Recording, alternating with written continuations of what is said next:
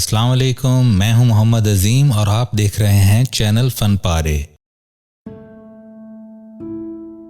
दोस्तों, कुछ बातें और कुछ यादें ऐसी भी होती हैं जिनके नकूश वक्त गुजरने के साथ साथ मध्यम होने के बजाय दिल और दिमाग पर मजीद गहरे होते चले जाते हैं। साहिब करामत सूफी बुजुर्ग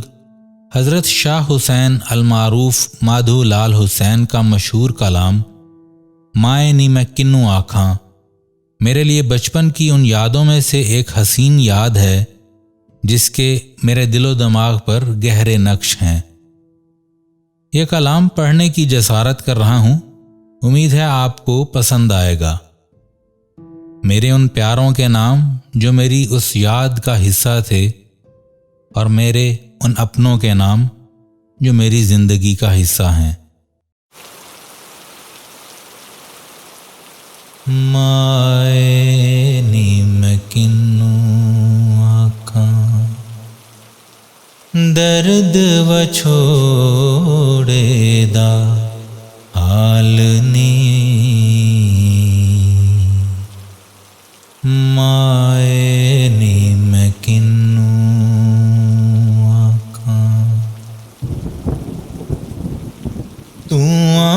दुखे मेरे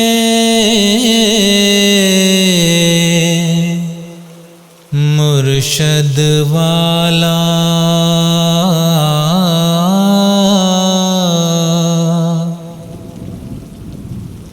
तू दुखे मेरे मुर्शद वाला जां फौलाते लाल नी माए नी मैं किन्नू आखां दर्द व छोड़े दा हाल नी माए नी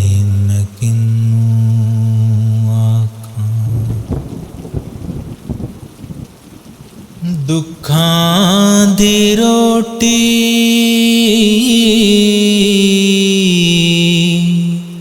सूलां दा सालन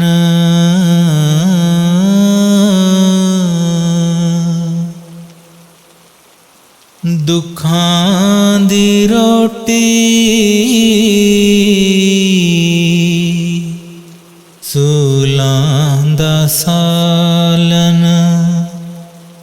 आहिंदा बालन बालनी माए नी मैं किन्नू आखां दर्द व छोड़े दा हाल नी माए नी मैं किन्नू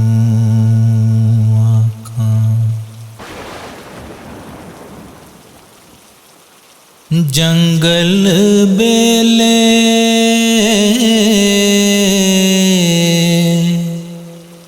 फिरां ढूंढदी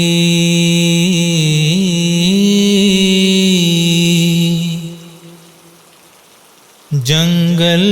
बेले फिरां ढूंढदी अजे ना पायो लाल नी माए नी मैं किन्नू आखां दर्द व छोड़े दा हाल नी माए नी मैं किन्नू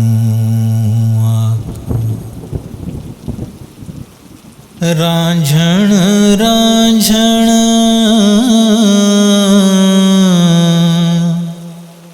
फिरां ढूंढदी